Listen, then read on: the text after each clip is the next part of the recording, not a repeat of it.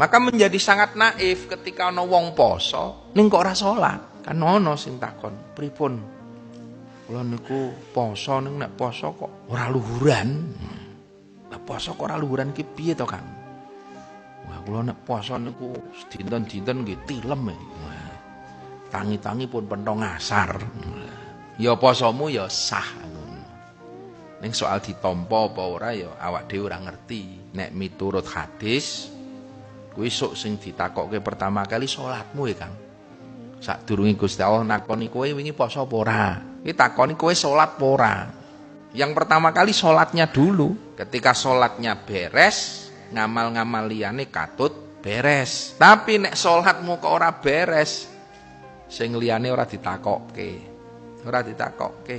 Karena kuncine amal kuwi nanggon salat.